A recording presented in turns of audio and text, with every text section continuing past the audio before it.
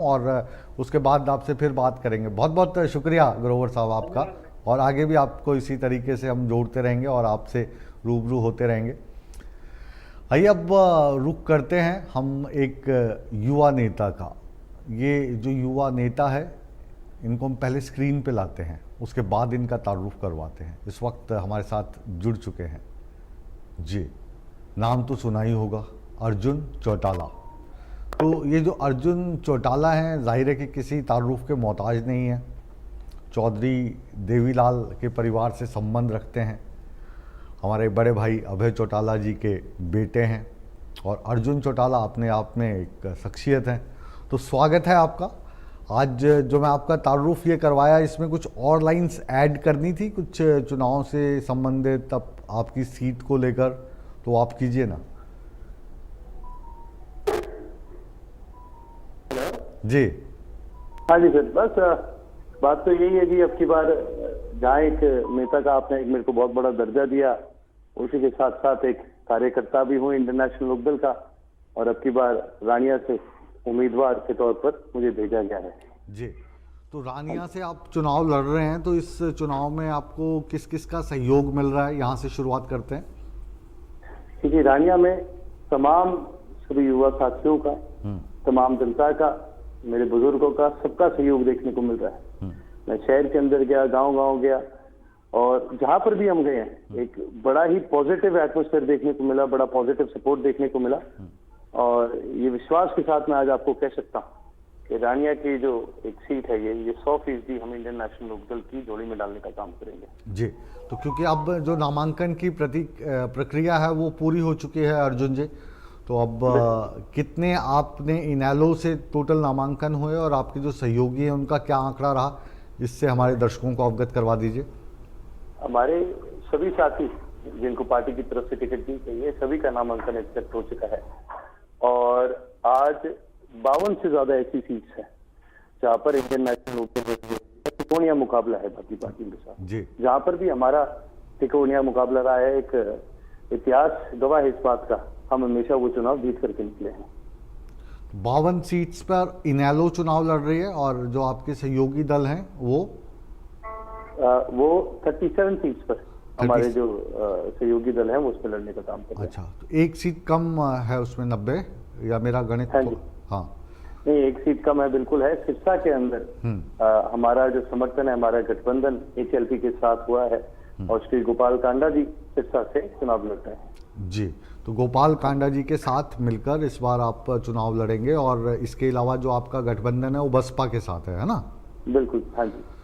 तो क्या उम्मीद करें इस बार इस चुनाव में, किस तरीके से देखें, क्योंकि 2019 था वो आपकी पार्टी पर भारी रहा था, तो इस बार क्या चेंजेस आप लाए हो अपने अंदर, जिनके मार्फत आप जनता से वोट मांगने की अपील करने जा रहे हैं? देखिए जी, 2019 में हमारे कार्यकर्ता में, हमारे वोटर के अंदर एक बड़ी कंफ्यूजन थी, इस बात की थी कि यार जननायक चौधरी देवीलाल जी की विचारधारा को आगे कौन बढ़ा सकता है। इस कंफ्यूजन के अंदर कई लोगों को इसका बड़ा बेनिफिट मिला, कई संगठनों ने इसका बेनिफिट उठाया, और लोगों ने एक चीज सोची कि भाई जो ये JJP है, युवा नेता लोग हैं, तो ये बड़े चोई साहब की नीतियों के बारे में बात करते हैं, पढ़े लिखे हैं, तो क्या पता वो उनकी नीतियों को ज्यादा बेहतर आगे बढ़ा सकते हैं। इस चीज का उनको फायदा मिला। लेकिन फायदा मिलना, लोगों को प्यार मिलना और भरोसा मिलना, ये काफी नहीं होता, आपको उनके लिए काम करना भी होता है जी। और इन लोगों ने ये साबित कर दिया कि भी किसी भी हाल में ये जननायक चौधरी देवीलाल जी की किसी भी नीति पर खरे नहीं उतरे। आज एक वापसी देखने को मिल रही है हमें पूरे प्रदेश भर के अंदर, जो हमारे पुराने साथी थे, संगठन के पुराने साथी, परिवार के पुराने साथी, वो आज सारे वापस आ रहे हैं, क्योंकि आज उनका विश्वास इस बात पर पूरी तरह से कायम हो चुका है कि जननायक चौधरी देवीलाल जी की विचारधारा अगर कोई आगे बढ़ा सकता है तो वो केवल और केवल इंटरनेशनल लोकदल है, और केवल चौधरी अभय सिंह चौटाला जी। इस वक्त जो चौधरी देवीलाल साहब के परिवार का जो कुनबा है, कुल कितने लोग हैं आप चुनावी मैदान में, नंबर्स तो बता ही सकते हैं? देखिए, बड़े चोई साहब का परिवार बहुत बड़ा है। हाँ। और क्या कहते हैं, बड़े चोई साहब के 4 बेटे हैं, 7 से ज्यादा पोते हैं, हम कितने तो पड़पोते हैं, तो कुटुंबा तो बहुत बड़ा है। हाँ। लेकिन जैसे कि मैं कहता हूँ, कुटुंबा बड़ा होने से मायने नहीं रखता, बड़े चोई साहब की जो विचारधारा है वो हरियाणा के किसान में बसती थी, हरियाणा के कमेरे में बसती थी जी। और इसीलिए चाहे कोई कुछ कहे, जो विचारधारा को आगे बढ़ाता है वो ही केवल उनके एक तरह से इस पार्टी का या उनकी विचारधारा का हकदार आगे खिला सकता है। आज उनकी विचारधारा को चौधरी अजय सिंह जी भी आगे बढ़ाने का काम कर रहे हैं, चौधरी अभय सिंह जी भी आगे बढ़ाने का काम कर रहे हैं, श्रीमती सुनैना चौटाला जी भी इसको आगे बढ़ाने का काम कर रहे हैं। चौटाला साहब और 4 भाई हैं और 4 में से आज 3 भाई इकट्ठे हैं, 3 भाई इकट्ठे होकर लड़ रहे हैं। चौधरी रणदीप सिंह जी आज भी कई साल पहले 32 ही नहीं, मैं कहूँगा लगभग 38 साल पहले जननायक चौधरी देवीलाल जी को छोड़ चुके थे और वो आज भी हमारे विपरीत ही रहे हैं, इंडियन नेशनल लोकदल के और उनकी विचारधारा के विपरीत रहे हैं। जी, आप की जो स्कूलिंग है वो शिमला से हुई है, ठीक कह रहा हूँ? हाँ जी, बिल्कुल bishop cotton school, BCS school से, जो भारत के one of the best schools जिनको कहते हैं। तो एक तो वो शिमला का माहौल था, कसुमती का, खलीनी का, माल रोड पे आप लोग जाते होंगे, ठंडी वादियों में घूमते होंगे, फिर वहाँ से भाग के स्कूल आते होंगे, कभी कभी स्कूल से बंक करते होंगे। उससे बिल्कुल ऑपोजिट माहौल में इस वक्त आप हरियाणा में हो, तो वो जो स्कूली शिक्षा है, वहाँ का जो वातावरण है, वो हरियाणा में किस तरीके से पॉजिटिव वाइब्स को आप लेकर आते हो, उसका फ़ायदा मिलता है? देखिए जी, हमारे परिवार में सभी जितने हमारी जनरेशन के हैं, मेरे पिताजी की जनरेशन में सभी, मेरे दादाजी की जनरेशन में सभी, हम सब बोर्डिंग स्कूल में पढ़े हुए हैं। बड़े चोई साहब हमेशा एक बात कहते थे कि भाई ज्यादा पढ़े से ज्यादा कड़ा हुआ अच्छा होता है। कड़ा हुआ मतलब जो घर छोड़ के आगे थे। उनका हमेशा ये मानना था कि जाओ दुनिया में अच्छा क्या है उसको देखो और फिर वो ला के जहाँ कहीं फिर भी आप जन सेवा में उस नॉलेज को ला करके आप लोगों को बढ़ाने का काम, आगे बढ़ाने का काम कीजिए। मैं ये मानता हूँ कि हम बहुत ब्लेस्ड हैं, हमें बड़ा आशीर्वाद मिला कि हमें ये मौका मिला दुनिया देखने का, और इस बात की भी बड़ी खुशी रहती है हमें कि भाई हमने दुनिया देखी लेकिन मन आज भी हमारा हरियाणा में बसता है, हमारे गाँव में बसता है। बड़ी बात आप बोल रहे हो। और ये जो आपके दादाजी नहीं, उनके जो पिताजी चौधरी देवीलाल, बताया जाता है कि उनको प्रधानमंत्री पद का ऑफर दिया जा रहा था, लेकिन उन्होंने प्रधानमंत्री पद लेने से इनकार कर दिया और उप प्रधानमंत्री बने। उसकी वजह जो अंदर खाते बताते हैं वो ये कहते हैं कि इंग्लिश नहीं आती थी उनको, अंग्रेज़ी नहीं आती थी, तो उन्होंने कहा मैं प्रधानमंत्री नहीं बनूंगा क्योंकि विदेश में जाकर बातचीत करने में मुश्किल होगी। हालांकि वहाँ पे ट्रांसलेटर मिलते हैं, लेकिन ये उनकी सादगी, भोलापन या यूँ कहिए कि डेडिकेशन थी। तो उसके बाद आपके जो कज़न्स हैं उनसे भी बात लगातार होती रहती है। दुष्यंत चौटाला जो हैं वो खुद स्नार से पढ़े हैं, वो भी हिमाचल से, फिर यूएस गए। तो आप की जनरेशन के जितने भी लोग हैं, स्कूलिंग अच्छी हुई है, तो उस स्कूलिंग का जो फ़ायदा है वो हमारे जो हरियाणा प्रदेश को है वो आप किस तरीके से पहुंचाएंगे अगर जनता आपको पावर में लेके आती है, आपको विधायक के तौर पे चुनती है? तो देखिए, एजुकेशन के साथ साथ एक और बहुत बड़ी चीज मायने रखती है, वो है नीयत। केवल पढ़ा लिखा होना काफी नहीं होता, साफ होना भी जरूरी। आज हम खुशी के साथ, हम गर्व के साथ, हमारी जो परवरिश है उस परवरिश के अंदर हमेशा एक बात सिखाई गई है कि अभी अपनी बात पर हमेशा सच्चा रहना है। हमारा ये प्रयास है कि जिस प्रकार से, जिस तर्ज पर हमें एजुकेशन मिला, उस प्रकार से, उसी तर्ज पर आज हरियाणा के बच्चे को उस प्रकार का एजुकेशन मिलना चाहिए। जब हम पढ़ेंगे लिखेंगे तभी हमारा देश आगे बढ़ेगा। चौधरी ओम प्रकाश चौटाला जी की भी हमेशा ये सोच रहे कि भी जो हमारा आने वाली पीढ़ियां हैं वो तभी आगे बढ़ पाएगी, चाहे आप सोशल जस्टिस की बात कीजिए, चाहे आप डेवलपमेंट की बात कीजिए, चाहे आप रिफॉर्म की बात कीजिए। ये सारी चीजें तभी मुमकिन हो पाती हैं जब हम अपनी एजुकेशन को ला करके आम समाज के अंदर उसका उपयोग करना चाहें।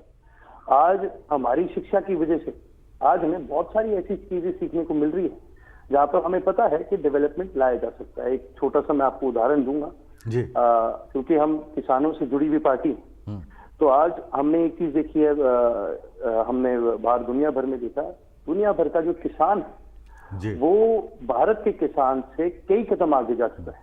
और उसका कारण ये है कि किसान के साथ साथ, खेती के साथ साथ उन देशों के अंदर विज्ञान को बहुत बढ़ावा दिया गया। वही विज्ञान खेती के अंदर लाया गया। आज एक छोटा सा उदाहरण और दूंगा। जब हम कॉटन की बात करते हैं तो दुनिया भर में BT5 की, BT6 की वैरायटीज यूज हो रही हैं। दुनिया भर में इसकी जो चुगाई होती है, जो जिसको हम नरमे की चुगाई कहते हैं, ऑटोमेटेड हो रही है। ठीक है, मशीनरी, इक्विपमेंट, आपकी प्रोसेसिंग, ये सारी चीजें आपको दुनिया भर में देखने को मिल रही है, जिसकी वजह से वहां के किसान को एक ओपन मार्केट के अंदर आगे बढ़ने की क्षमता मिलती है। आज सबसे बड़ा नुकसान भारत के अंदर यही है कि लोग बात तो करते हैं ओपन मार्केट की, फ्री मार्केट, इंफ्रास्ट्रक्चर आज हमारे प्रदेश के किसान को नहीं मिल रहा है। एक और उदाहरण देना चाहूंगा। थोड़े समय पहले हरियाणा सरकार ने, भारत सरकार ने पॉली हाउस की एक स्कीम लेके आए थे, जिसके अंदर 80% सब्सिडी जो है वो सरकार देती कि आप पॉली हाउस लगाइए, आप सब्जी उगाइए, आप ये चाइनीज खीरा उगाइए, आप शिमला मिर्च उगाइए, आप टमाटर अलग अलग वेराइटी के उगाइए, और ये पॉली हाउस के अंदर इसकी ग्रोथ बड़ी अच्छी होती है, ये ऑर्गेनिक होते हैं, और आप इसको प्रमोट करके एक अच्छी आपको आमदनी मिल सकती है। नुकसान इसके अंदर कहाँ हुआ कि अब मेरे जैसा आदमी जो रूरल एरिया में बैठा है, जो खेती करने वाला आदमी है, वो पॉली हाउस तो लगा लेगा, वो सब्जियां भी उगा लेगा, वो मेहनत करेगा, उसकी जो फसलें हैं वो उपजाऊ भी होगी। लेकिन दिक्कत क्या आती है कि इन फसलों के, इन सब्जियों के जो दाम है वो केवल और केवल दिल्ली में जाकर के मिलते हैं, बड़ी मंडियों में जाकर के मिलते हैं। आज यहाँ से लेके दिल्ली तक कोई भी स्पेशल ट्रेन नहीं जाती जो इन सब्जियों को ट्रांसपोर्ट कर सके। कोई भी स्पेशलाइज्ड पैकिंग इंडस्ट्री के अंदर कोई कॉरिडोर नहीं है, कोई भी रेफ्रिजरेटेड कॉरिडोर नहीं है जो इसको आगे, इसको बढ़ावा दे सके। तो नुकसान किसान का कहूंगा कि भाई सब्जी तो उगा ली, लेकिन भाई अब किसान के पास वो साधन नहीं है, वो पैसे नहीं है कि वो रेफ्रिजरेटेड ट्रक्स जो हैं वो खुद लगा करके उन सब्जियों को आगे तक ले जाने का काम कर सके, उन फसलों को आगे ले जाने का काम कर सके। और वहीं पर ही हमारे जो किसान है, हमारा जो साथी है, वो मार खाता है, क्योंकि सरकार इंफ्रास्ट्रक्चर में इनको सपोर्ट नहीं कर रही। हमारा एक बहुत बड़ा दायित्व ये है कि इंफ्रास्ट्रक्चर के अंदर हम किसान को आगे बढ़ाने का काम करेंगे। बिल्कुल, जाहिर है कि जब आप जैसे पढ़े लिखे सभी पार्टी में नेता आएंगे तो हरियाणा का विकास होगा, देश का विकास होगा। एक सवाल मैं आपसे जानना चाह रहा हूँ। मुझे लगता है कि अभी जितने भी लोग आपके परिवार से, कोर फैमिली से जो राजनीति में सक्रिय हैं, उनमें उम्र के हिसाब से आप सबसे छोटे होंगे मुझे लगता है। हाँ जी। तो मैं आपसे ये जानना चाहता हूँ, क्या कभी कभी जब आप मिलते हो पापा से, अपने ताऊ जी से, या बड़े भाइयों से, या दादाजी से, तो पूछते हो क्या कभी कभी कि जो अपनी, अगर पूरी फैमिली एक ही होके लड़ती तो कुछ और बात होती? देखिए कि ये ख्याल पहले आया करता था मन में। हाँ। पहले हम इकट्ठे भी थे, लेकिन जैसे कि मैं कहता हूँ कि सिर्फ इकट्ठा होना काफी नहीं, इकट्ठे तालमेल बना के और एक विचारधारा पे चलना बहुत जरूरी है। आज हमारा दायित्व या हमारी प्राथमिकता मैं की नहीं, हमारी प्राथमिकता हम की। हमारा संगठन आगे बढ़े, हमारी विचारधारा आगे बढ़े। जब किसी भी परिवार के अंदर कोई इंसान उस हम के बदले मैं को ले आता है, यदि मैं आगे बढ़ूं, मेरी सोच आगे बढ़े, मेरा कद आगे बढ़े, तो वो नुकसान ही करता है। और उसी चीज का नुकसान जो है वो हमारे कार्यकर्ता को उठाना पड़ा पिछले 5 साल में। तो मैं तो जब भी आपके परिवार में से किसी के साथ भी बात करता हूँ, चाहे आप हैं या करण हैं या आपके फादर साहब अभय चौटाला हैं या दुष्यंत चौटाला, दिग्विजय, तो आप सभी लोग इतने समझदार हैं, तो यहाँ पे ये वाली समझदारी क्यों काम नहीं कर पा रही है, मैं ये जानना चाह रहा हूँ। जैसे मैंने पहले एक बात बोली ना, हाँ। समझदार पढ़ा लिखा होना काफी नहीं है। हाँ। नीयत भी साफ होनी चाहिए। समझदारी वाली बात तो देखो जी आज कोई भी कर सकता है। हाँ। समझदारी वाली बातें सुनने में बड़ी अच्छी लगती है, सोचने में बड़ी अच्छी लगती है। हाँ। पर प्रैक्टिकल तौर पर उसको इम्प्लीमेंट करना कोई आसानी नहीं है। आज समझदारी की अगर बात करें तो त्याग एक बहुत बड़ी भावना है जननायक चौधरी देवीलाल की विचारधारा की। आपने खुद ही अपने शब्दों से जिक्र करा कि बड़े चौधरी साहब ने सिर्फ इस बात पर प्रधानमंत्री का पद छोड़ा था क्योंकि उनको इंग्लिश नहीं आती थी। एक पुराना एनेक्डोट सुनाऊंगा। हाँ। मार्क टली बीबीसी के एक बड़े मशहूर पत्रकार रहे हैं। हाँ बिल्कुल, बीबीसी को हेड करते रहे हैं वो, इंडिया में बीबीसी को लंबे समय तक हेड किया उन्होंने जी।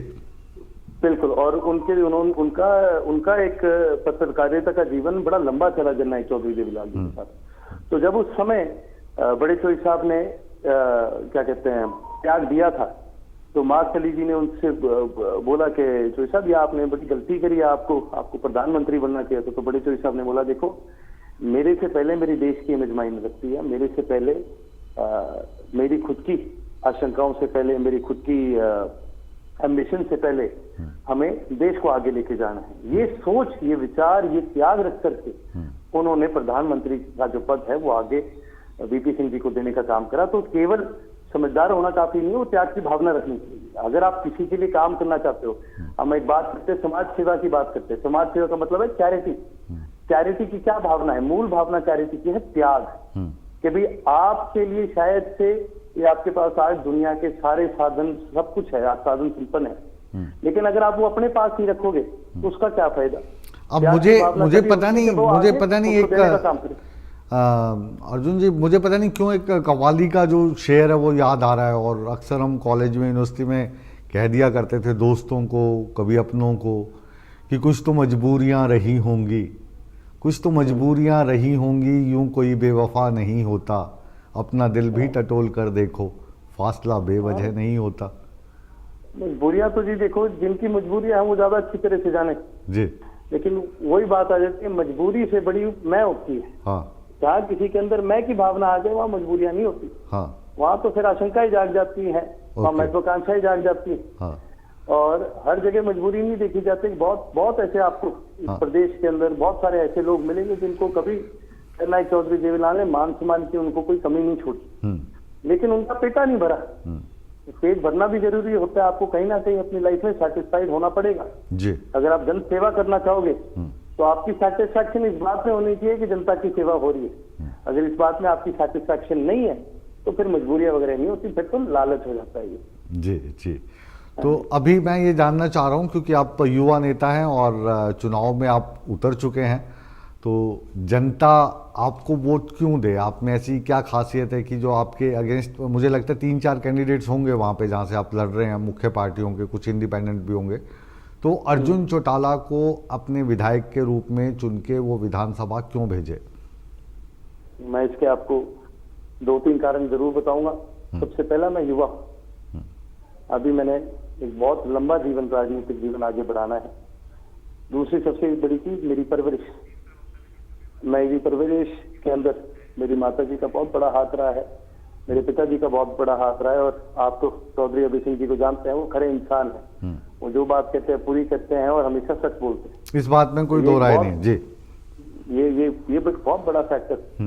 मैंने कभी भी अपने मन से चल करके कभी किसी का नुकसान नहीं करा, और ना ही मैं कभी चल करके किसी का नुकसान करूंगा जी। चौधरी ओम प्रकाश चौटाला जी से मैंने एक चीज सीखी कि जब चौटाला साहब मुख्यमंत्री होते थे, उस समय गांव के अंदर विकास के कार्य होते थे, और जब भी विकास के कार्य होते थे, किसी को नौकरी लगती थी, कहीं गलियां बनती थी, कहीं कुछ होता था, कहीं नहरें बनती थी, कहीं खाड़े भी बनते थे। उस टाइम खाड़े भी जो है वो फ्री में बनाए जाते थे, पैसे नहीं लिए जाते थे किसान से जी। तो एक साथी का जो खाला है वो पूरा बन गया